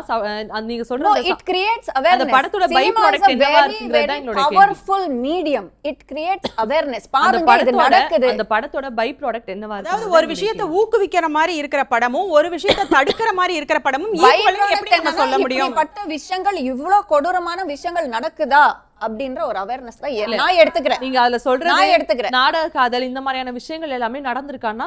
நடந்திருக்கு, நிறைய நடந்திருக்கு. ஆனா இந்த சமுதாயத்தை சார்ந்தவர்கள் மட்டும்தான் இந்த நாடக காதல் செய்யறாங்க அப்படின்னு ஒரு சித்தரிக்கிற ஒரு பிம்பம் இருக்குல்ல, அது ரொம்ப தப்பான பிம்பம். அதற்காக தான் அது அவரோடைய இண்டிவிஜுவல் மேடம் ரேகா மேம் சொன்ன மாதிரி அவங்களுடைய தனிப்பட்ட ஒரு விஷயத்தை அவங்க திணிக்கிறாங்கன்னா அது நான் என்கரேஜ் பண்ணல. அது நான் என்கரேஜ் பண்ணலைங்க. ஒரு தனிப்பட்ட ஜாதியை நீங்க வந்து ஐசோலேட் பண்ணி அது மட்டும் நீங்க டார்கெட் பண்றீங்கன்னா அது நான் ஜஸ்டிஃபை பண்ணவே இல்லை. கண்டிப்பாக நான் பண்ணவே இல்லை. இன்னொரு படம் வந்தது, பேட் கேர்ள் ஒரு படம். அந்த ட்ரெய்லர்லயும் இந்த ஒரு பிராமினிசம் அட்டாக் பண்ற மாதிரி ஒரு விஷயம் இருக்கும். அது நான் வந்து அப்போஸ் பண்ணியிருந்தேன். வை டார்கெட் ஒன் சிங்கிள் கம்யூனிட்டி? அது நான் டெஃபினெட்லி என்கரேஜ் பண்ண மாட்டேன். பட் இப்படிப்பட்ட அந்த ஆக்சுவல் விஷயம், அந்த ஆனர் கில்லிங்கிற விஷயம், அது மட்டும் தான் இன்னைக்கு நம்ம பேச வந்திருக்கோம். அந்த விஷயம் சமூகத்துல நடக்கலையா, இந்த ஜாதியில நடக்கலையா, இந்த ஜாதியில நடக்கலையா, நடக்கிறது தானே அவங்க காட்டுறாங்க. அதுல ஒன் ஆஃப் த இன்சிடென்ட் காட்டுறாங்க. அது நடக்கவே இல்லைன்னு நம்மளால சொல்ல முடியாது. அந்த படம் உனக்கு பிடிச்சிருக்கா இல்லையா அது வேற விஷயம். அதுல இருந்து என்ன அவேர்னஸ் நீ எடுத்துக்கிற? திரௌபதி வந்து ஹானர் கில்லிங் படம். மனநிலை மாறல. மனநிலை மாறாத போது தெரு பேர் மாதிரி என்ன பண்றது? என் பின்னாடி இருக்கிற பேரை நான் எடுத்துட்டேன், எல்லாரும் எடுக்கணும். அதாவது ஸ்கூல்ல யூனிஃபார்ம், 12th படிக்கிற வரைக்கும் நான் யூனிஃபார்ம். என் கூட உட்காந்து சாப்பிட்டவங்க யாருன்னே எனக்கு தெரியாது. யாரும் என் பக்கத்தில் உட்காந்து நான் முட்டை சாப்பிட மாட்டேன்னு சொன்னதில்லை. பன்னிக்கறி கொண்டு வந்து வைக்கும்போது நாங்கள் மூஞ்சி சுழிச்சதும் கிடையாது. அப்போ எங்களுக்கு யாருமே வித்தியாசம் தெரியாமல் நாங்கள் சாப்பிட்டோம். ஆனால் +2 முடிச்ச உடனே கம்யூனிட்டி சர்டிஃபிகேட் கேட்குறாங்க, காலேஜுக்கு கேட்குறாங்க, வேலைக்கு கேட்குறாங்க. ஜாதிகள் இல்லையடி பாப்பா எங்க டீச்சர் நீங்க அட்ரஸ் பண்ணுங்க. ரிசர்வேஷன் எப்படி பிரச்சனை ஆகும்? இதுக்கு ரிசர்வேஷன்ஸ் பிரச்சனை ஆகுங்க. உங்க ஜாதி என்ன, நீங்க ஓபிசி, அதுதான் சொல்றேன். ஒரு அடிப்படையில அனைவரும் சமமாவதற்கு உருவாக்கப்பட்ட ரிசர்வேஷன் தப்பான ஒரு நோக்கம் தப்பில்ல. நோக்கம் தப்பில்லைங்க. நோக்கம் தப்பில்ல மேடம். நான் சொல்லி முடிச்சிடுறேன். நோக்கம் தப்பில்லைங்க. நம்ம இண்டிபெண்டன்ஸ் டைம்ல இருந்து இப்போ வரைக்கும் பார்த்தோம்னா நம்ம ஒரு பர்டிகுலர் கம்யூனிட்டி மக்கள் வந்து அண்டர் பிரிவிலேஜ் கம்யூனிட்டிஸ் வந்து they needed the extra boost, they needed the extra support. அதுல தப்பே கிடையாது. பட் இப்போ எக்கனாமிக் ஸ்டேட் பார்த்து ஒரு ஆனுவல் இன்கம் பார்த்து நீங்க ரிசர்வேஷன் கொடுத்தீங்கன்னா நிறைய upper caste people will also get the equal education, equal opportunities. நீங்க ஜாதி பேசிஸ்ல இன்னி தேதியில நீங்க ரிசர்வேஷன் கொடுத்தீங்கன்னா அது அநியாயம். அதுதான் சொல்றேன். டீச்சர் சொல்லி கொடுக்கறாங்கல்ல, எப்படி சொல்றீங்க அது அநியாயம் அப்படி? அதுதான் நான் இவ்வளவு நேரம் எக்ஸ்பிளைன் பண்ணேன். இல்ல EWS னு ஒன்னு இருக்கு இல்லையா, நீங்க வேற ஒரு பார்வையில பாத்தீங்கன்னா உங்களுக்கு புரியாது. நான் அதுதான் சொல்றேன். Weaker section based on their the family income. இல்லங்க நான் கேக்குறேங்க, எப்படிங்க நீங்க சமுதாயத்துக்கு அதிகமா இடஒதுக்கீடு இருக்கு சொல்லுங்க? சமுதாயம் நான் வரலைங்க. நான் வந்து எக்கனாமிக்ஸ் பர்టిక్యులர் நான் reservation based on opportunities, job opportunities, colleges, medical seat, engineering seat, whatever, all the exams, are based on reservation. மக்களுக்குன்னு வந்து தனியா இருக்குல்ல, அந்த ரிசர்வேஷன்ல தான் எனக்கு பிரச்சனை. இட்ஸ் நாட் அபவுட் ஜாதி, இந்த ஜாதி மக்கள் வந்து மேல வரக்கூடாது அப்படின்னு எல்லாம் கிடையாது. அந்த குடும்பத்தோட ஆனுவல் இன்கம் பாருங்க. இன்கம்ல நீங்க அந்த கட் ஆஃப்க்கு கீழே இருக்காங்களா, பிலோ அண்டர் பிரிவிலேஜ்டு, அவங்களுக்கு நீங்க வந்து ரிசர்வேஷன் கொடுத்தா அதுல ஒரு நியாயம் இருக்குங்க. ஜாதி பேசிஸ்ல இல்லங்க, நிறைய ரிசர்வேஷன்ன்ற ஒண்ணு கொண்டு வந்தா எல்லாருக்கும் எல்லா வாய்ப்பையும் பகிர்ந்து கொடுத்துட்டு இருக்காங்க. இன்னைக்கு 2026ல இருந்துட்டு அது இருக்கோம். நான் அப்போஸ் இப்ப பண்றேங்க. வரைக்கும் சாதிய தொடர்பான பிரச்சனைகள் நான் அப்போஸ் நடந்துட்டு பண்றேங்க. நான் தைரியமா அப்போஸ் பண்றேங்க. Economic scale should be the only parameter to allocate reservation. This is my opinion. மாறக்கூடியது இல்ல. இன்னைக்கு இதுதாங்க மாறக்கூடியது தானே. இன்னைக்கு ஏழையா இருக்கவ நாளைக்கு பணக்காரனாவா, நாளைக்கு பணக்காரனா இருக்கவ ஏழையாவா. So what is the solution? So நீங்க உங்க பாயிண்ட் எப்படி அங்க வந்து அப்ளை ஆகும்? மல்லிகார்ஜுன கார்கே யாரு? கர்நாடகாவுக்கு சேர்ந்தவர், காங்கிரஸ் சார்ந்தவர். ஆமா, அவருக்கு என்ன காங்கிரஸ் நடந்துச்சு? திரௌபதி முர்முக்கு என்ன நடந்துச்சு? அவங்க எல்லாருமே அது அவங்க கிட்ட தான் நீங்க கேட்கணும். இது என்னோட தனிப்பட்ட பிலீஃப். அதுதான் நான் சொல்லிட்டு இருக்கேன். எவ்வளவு பெரிய பொசிஷன் போனாலும், எவ்வளவு பெரிய பொசிஷன் போனாலும் சாதிய பின்புலத்தோட அவங்க அடிக்கக்கூடிய நான் சம்பவம் எதுக்கு ரிசர்வேஷன் கொண்டு வந்தேன்னா, ஏன்னா ரேகா மேம் அந்த டாபிக் எடுத்தாங்க. ஓகேயா? And reservation is also maths a difference. சொல்லி முடிச்சிடுறேன். ஜாதிகள் இல்லையடி பாப்பான்னு எங்க டீச்சர் சொல்லி கொடுத்தாங்க, சரிங்களா? அதே டீச்சர் கடைசியில ஸ்கூல் விட்டு போகும்போது இதை முடிச்சுட்டு அடுத்து நீ காலேஜுக்குள்ள போகணும்னா ஜாதி சான்றிதழ் வாங்கிக்கோங்கிற ஜாதி சான்றிதழுக்கு நாங்க அலையிறோம். ஒரு ஜாதிக்கு ஒரு பேரை வச்சு நாங்க வாங்குறோம். இன்னும் கூத்து சீட்டுக்காக தன்னோட ஜாதியை மாத்துறதும் இங்க தமிழ்நாட்டில் நடக்குது. இப்படி கேவலமான விஷயங்கள் ஏன் ஜாதியை கொண்டு வந்து நிறுத்துறீங்க அப்படின்னு கேட்கும்போது, நான் ஜாதி வேண்டாங்கிற, நான் ஸ்கூல்ல ஜாதி இல்லைன்னு சொல்றேன்னா உங்களுக்கு வேலை கிடைக்காதுங்கிறாங்க. 75% நீ எந்த ஜாதியோ, உனக்கு காசு இருக்கோ பணம் இருக்கோ, நீ நல்லா படிச்சா 75% கொடுனா ஜாதி அடிப்படையில தான் அது உள்ள போகுது. அப்ப இப்படி இருக்கும்போது இதை ஒழிக்கணும். இதை ஏன் ஒழிக்க முடியல? வந்து நீங்க வந்து அந்த வசதி இல்லாத குடும்பம்னா அது வந்து நீங்க அசஸ் பண்ணி based on the money aspect of the family you give the reservation. ஆமா, அது கொடுத்தாச்சு. அது நீங்க உண்மையான ஹெல்ப்பா இருக்குங்க. அது ஏற்கனவே கொடுத்தாச்சு. அது கொடுத்தாச்சு. மணி பேஸ்டா இருக்குது எல்லாமே கொடுத்தாச்சு. இன்னும் ஜாதி பேஸ்ட் தான் ரிசர்வேஷன் போயிருக்கு. என்ன பேசிட்டு சர்டிபிகேட் ஒன்னு கொடுத்திருக்காங்க மேம், அது நீங்க பாருங்க. அதுல வந்து உங்களுக்கு இவ்வளவுதான் நிலம் இருந்திருக்கும், இந்த நிலத்துக்கு கம்மியா இருந்திருக்கணும், இதெல்லாம் இருந்ததுன்னா உங்களோட இன்கம் இவ்வளவு இருந்ததுன்னா உங்களுக்கு முதலீடு உங்களுக்கு வந்து 8 லட்சம் ரூபாய்க்கு கம்மியா இருக்கணும். 8 பண்ணாலும் அதிகமா இருந்தா வேற கோட்டா இதெல்லாம் இதுதான் உங்களுக்கு ரிசர்வ் பண்ணிருக்கோம் இவ்வளவு சீட்ஸ்னு only based on ஜாதி. இது என்னைக்கு தெரியுமா நீங்க சொல்ற only based on ஜாதில இல்ல. ஒரே நிமிஷம் கண்டிப்பா ஜாதிய படுகொலைகள் ஒன்னு தமிழ்நாட்டுல இல்லாத நடக்கும் இல்ல. என்னைக்கு நடக்கும் இல்லங்க. ஏற்கனவே only based on ஜாதில. இங்க ஒரு விஷயத்தை புரிஞ்சுக்கோங்க. நம்ம எவ்வளவு பெரிய உயர் பதவிக்கு போனாலும் ஜாதிங்கிறது பெரிய பிரச்சனையா தான் இருக்கு. நீங்க சொன்னீங்க இல்லையா, பிராமண சமுதாயத்தை சார்ந்த ஒருத்தர் அவங்க வந்து பினான்சியலா அடிப்படக்கூடிய அவனுக்கும் இங்க ரிசர்வேஷன் இருக்கு. எல்லாருக்கும் ரிசர்வேஷன் இருக்கு. EWS இருக்கு. இல்லையே. இருக்கு. EWS ன்னு ஒன்னு இருக்கு. அதுவும் தப்பு. அதுவும் தப்புதான் மேம். அதுதான் பினான்சியல வச்சு தான் நீங்க மஞ்சுளா நீங்க வந்து தப்பா நினைச்சிட்டு இருக்கீங்க. I am not here supporting upper caste. I am not here opposing lower caste. I am here supporting the people of any class or caste needs equal opportunities. Economically weaker section நீங்க boost பண்ணுங்க. அவங்களுக்கு reservation கொடுங்க, தப்பு இல்ல. Reservation இருக்கு EWS. ஆனாலும் cost reservation இருக்குதானே, எடுத்துட்டாங்களா? Cost ஒழியல, அது ஒழியிட்டோம். ரிசர்வேஷன் கேன்சல் சொல்றேன். ஒழிஞ்சதுன்னா கண்டிப்பா எடுக்கலாம். நீங்க இது பண்ணுங்க, அது ஒழியும். இன் கேஸ் இப்படி மறுபடியும் அந்த மாதிரி கொண்டு நீங்க இப்படி வரீங்க, நான் அப்படி வரேன். அதிகரிக்கும் இல்லங்க, நீங்க இப்படி வரீங்க, நான் அப்படி வரேன். Ma'am, close one the other will close. இடஒதுக்கீடு கடைசி 100 வருஷமா இருக்கு. சாதி எத்தனை வருஷமா இருக்கு? அதனால என்னங்க? அதனால என்ன? நீங்க சாதாரண எந்த ஜாதி ஏவாள் எந்த ஜாதின்னு பார்த்தோம் நம்ம மக்கள் கொண்டு வந்து நீங்க ஜஸ்டிஃபை பண்ண முடியாது. Today is our day. Today is the present. Time இருக்கு. சாதி பண்ணுங்க. ஜாதி சம்பந்தமான எதையா ஒரு கருத்தை நம்ம இன்ஸ்டாகிராம்ல போட்டோம்னா கீழ வந்து நீ இந்த ஜாதியை சேர்ந்தவளான்னு கேக்குறாங்க. 100 பேர் வந்து கேக்குறாங்க. எப்படி ஜாதி ஒழிஞ்சிச்சுன்னு நம்ம சொல்ல முடியும்? ஜாதி எல்லாம் ஒழிக்க முடியாது. ஒழியவும் ஒழியாது. ஏன் ஒழியாது, ஏன் ஒழிக்க முடியாதுன்னா ஒழிக்கணுங்கிற மனநிலையோடு இருக்கு. அது ஜாதி ஒழியுதுன்னு வச்சுக்கோங்களேன். ஏன் EWS கொண்டு வந்தாங்க? கொண்டு வர வேண்டிய அவசியமே இல்லை. அதை ஒழிச்சிட்டு போயிடுவாங்களே. ஒழிக்கலாம் முடியாது, இங்கே ஒழிக்க விட மாட்டாங்க. அதற்கான ஒரு கூட்டம் இருக்கிற வரைக்கும். ஏன்னா இன்னொன்று சட்டத்தையும் கொண்டு வர முடியாது, அவா சட்டம். அதனால் அவங்களாம் அதெல்லாம் கொண்டு வரவும் மாட்டாங்க. படுறவன் படணும், பேசுகிறவங்க பேசணும். நம்ம கூவிக்கிட்டே இருப்போம். ஆனால் கூவுறதுனால ஒரு 40% மாற்றம் நடந்திருக்குது. அதே சமயம் இந்த காலத்து இளைஞர்கள் இருக்காங்க இல்லையா, 50% ஜாதியே வேண்டான்னு நிற்கிறான். ஜாதி பேரை சொல்கிறவங்க நட்புல இருந்து கூட விளக்குறான். அதே அளவுக்கு வெறியோட ஜாதி வெறியர்களும் 50% இங்கே இருக்காங்க. இதே வந்து தமிழ்நாட்டுல வந்து ஃப்ரெண்ட்ஸ் எந்த ஜாதின்னு பார்க்காம பழகுற பசங்க இருக்காங்க. வீட்டுக்கு போனோம்னா அவங்க அம்மா கிட்டே அந்த ஜாதிக்காரன் கூட ஏன்டா பேசுறேன்ற குடும்பமும் இந்த வரைக்கும் இருக்கு. ஓகே, தொடர்ந்து பேசலாம். அதுக்கு முன்னாடி நான் மதுரையில் நடைபெற்ற தாவேக்காவுடைய மாநாட்டில் ஆணவ படுகொலைக்கு எதிராக சட்டம் நிறைவேற்றப்படும் அப்படிங்கிற ஒரு தீர்மானம் கொண்டு வரப்பட்டது. அது இப்போ என்ன ஒரு ரேஞ்ச்ல இருக்கு, எப்போ வந்து ஒரு சட்டமா ஏற்றப்படும்? அதுதான் வன்னியரசு அவர்கள் வந்து முதலமைச்சரை சந்திச்சு இதற்கான பேச்சுவார்த்தை நடத்தியிருக்காங்க. முதலமைச்சர் அதுக்கான முன்னெடுப்பு எடுக்கிறதுக்கு ரொம்ப குறிக்கோளா இருக்காரு. ஆனா அந்த குழு அமைச்சிருக்காங்களே, அந்த குழு இன்னும் 9 மாசம் எங்களுக்கு டைம் வேணும், கரெக்டான ப்ராசஸ் பண்ணுறதுக்காக எங்களுக்கு ஒரு 9 மாதம் டைம் வேணும்னு கேட்டிருக்காங்க. கூடிய விரைவில் இதுக்கான சட்டம் தாவேகா அரசு கொண்டு வரும். ஓகே அபிலாஷா, நீங்க சொல்லுங்க, சாதியை குறித்து உங்களுடைய பார்வை என்னவா இருக்கு? எந்த மாதிரியான ஒரு மனநிலையில நான் தான் பெரியவன் நீ சின்னவங்கிற ஒரு மனநிலையே உருவாகுது? நான் ஜாதியை ஒரு ஆஸ்பெக்டாக பார்க்கல, எல்லா விஷயத்துலையுமே அந்த மனநிலை இருக்குது. அதாவது அந்த காலத்தில் ஜாதிக்கெலாம் முன்னாடி பலம், நான் ரொம்ப பெரிய சைஸ் பெருசாக பலமாக இருக்கேன், நீ என்னை விட சின்னதாக இருக்க அப்படின்றதுல ஆரம்பித்தது.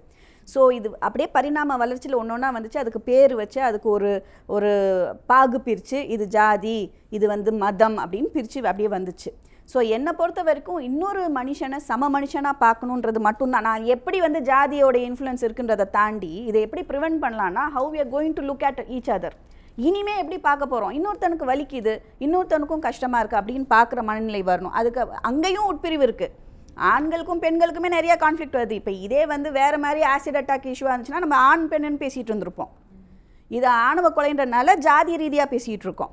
ஸோ டெஃபினட்டாக என்னை பொறுத்த வரைக்கும் என்னுடைய பர்சனல் ஸ்டாண்ட், அடுத்தவனை மனுஷனாக பார்க்கணும். அதுக்கு எந்த தடங்கள் வந்தாலும் அதை நம்ம ஓரமாக வைக்கணும். அதுக்கு ஆண் பெண் அப்படிங்கிறது எல்லா இடத்துல எடுத்துக்கிட்டனாலும் இருக்கு. ஆனால் வந்து இந்த ஜாதிய பிரச்சனை அப்படிங்கிறது இந்தியாக்குள்ளே இருக்க மாதிரி இல்லையா? ஆமாம், இந்தியாவில் அதிகமாக இருக்குது. ஆமாம் இருக்குது. அந்த ஒரு பிரச்சனை இங்கே தான் அதிகமாக இருக்க மாதிரி இருக்குது. இங்கே நான் சொன்ன மாதிரி அது ஒரு ஃபேக்டர். அந்த ஃபேக்டரும் இங்கே வந்து தீப்பிடிச்சு எரியிறப்ப அதில் இது ஆயில் போடுற மாதிரி அதுவும் ஜாஸ்தி ஆக்குது. 2 பேருக்கு ஈகோ வருது, 2 குடும்பத்துக்கு ஈகோ வருதுன்றப்ப அவங்க காரணங்கள் கண்டுபிடிக்கிறாங்க. இப்போ ஒரு பையன் ஒரு பொண்ணை லவ் பண்ணுறான், அந்த பொண்ணு போய் வீட்டில் சொல்கிறான் நான் சோ லவ் பண்ணுறேன்னு. அவங்க முதல்ல கேட்குற 3 கேள்வி என்னவாக இருக்கும்?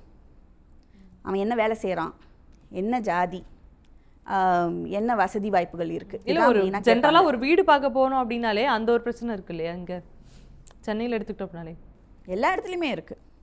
வட இந்தியாவில் அதிகமாக இருக்குது. இங்கே வந்து முஸ்லீம்ஸ்களுக்கு வீடு கிடையாதுன்னு எழுதி போட்டிருக்காங்க, கிறிஸ்தவர்களுக்கு வீடு கிடையாதுன்னு எழுதி போட்டு எங்க தெருவில் எழுதி போட்டிருக்காங்க. நான்வெஜ் சாப்பிட்டா வீடு கிடையாது எந்த ஃபிளாட்லயுமே போட்டிருக்காங்க. மயிலாப்பூர்ல ஒரு முக்கியமான கோயில்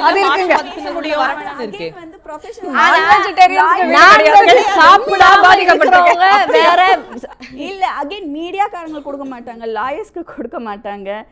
அதுதான் அது வந்து ஒரு காலத்துல ஆனா பொது வெளியில போர்டு போட்டுருக்காங்க, எழுதி போடுறாங்க.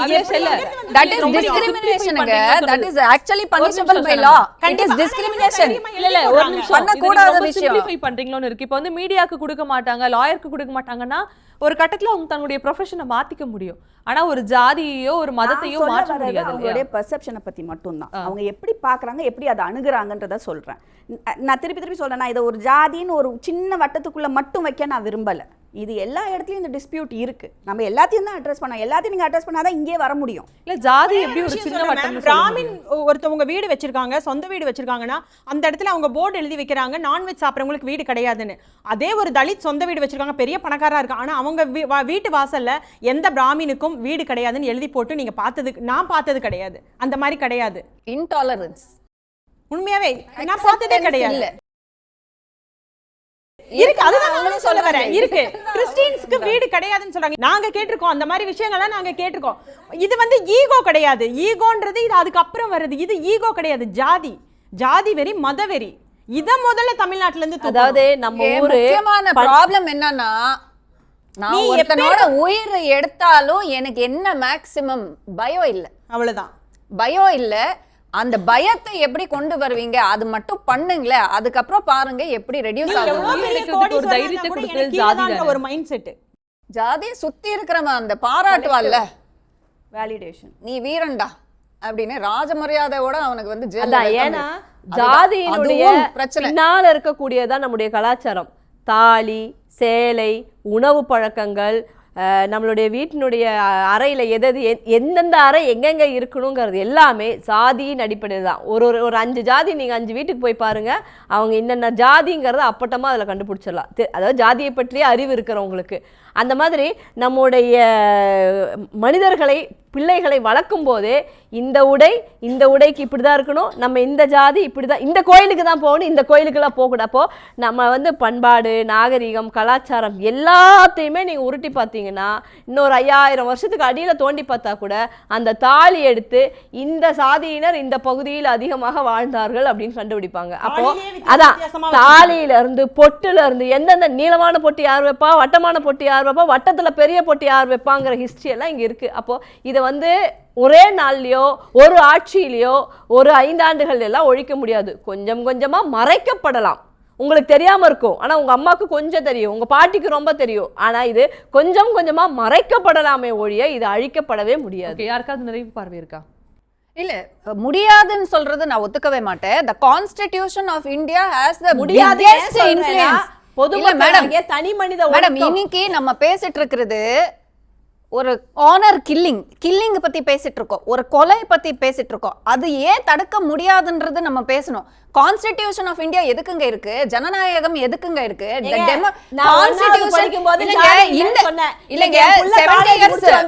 ஜாதி சர்டிபிகேட் கேக்குறாங்க, நான் எப்படி ஜாதி ஒளிஞ்சதுன்னு சொல்ல முடியும்? இங்க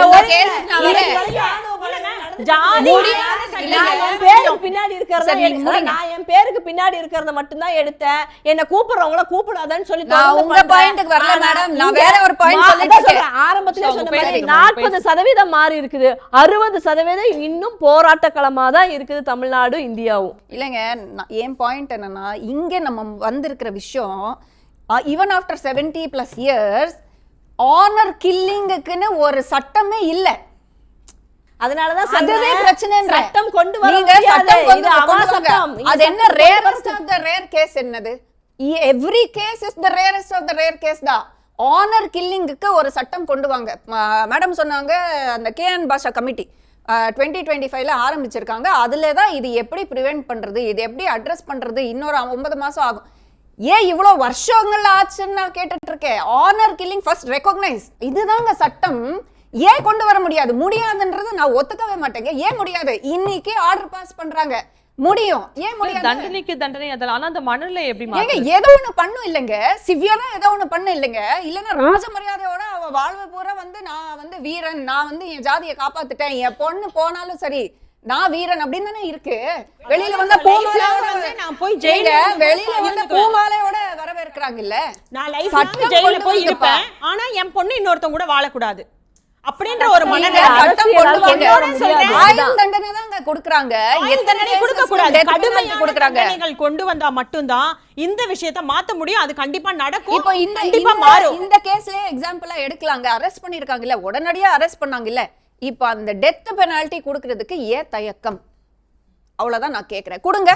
இதுக்கப்புறம் நீங்க டெத் பெனால்டி கொடுங்க, இன்னொரு கேஸ் நடக்குது அங்கேயும் கொடுங்க, தொடர்ந்து பண்ணுங்க. அதுக்கப்புறம் பார்ப்போம் எத்தனை பேர் இது இன்னொரு உயிர் எடுப்பாங்கன்றது. எத்தனை பேர், அது ஜாதியா இருக்கட்டும், பொண்ணா இருக்கட்டும், பையனா இருக்கட்டும், என்ன வேணாலும் இருக்கட்டும், சட்டம் கொண்டு வாங்க, கடுமையான சட்டம் கொண்டு வாங்க. அதுக்கப்புறம் நம்ம பேசலாம். ஓகே, அனைவருக்கும் நன்றி. பிஹைண்ட் உட்ஸ் வழங்கும் ஃபேஸ் ஆஃப் விவாத மேடைக்கு பங்கேற்று உங்கள் கருத்துக்களை முன்வைத்தமைக்கு நன்றி. Thank you. Behind Woods in Face Off the Digital Debate Show. Title sponsor பழைய தங்கத்திற்கு நல்ல விலை கொடுக்கும் சிறந்த நிறுவனம் பெஸ்ட் மணி கோல்ட். கிராண்ட் ராயல் டூர்ஸ், உங்க ஒவ்வொரு ட்ரிப்பையும் ஸ்வீட் மெமரிஸ் ஆக்க கிராண்ட் ராயல் டூர்ஸ்க்கு வாங்க.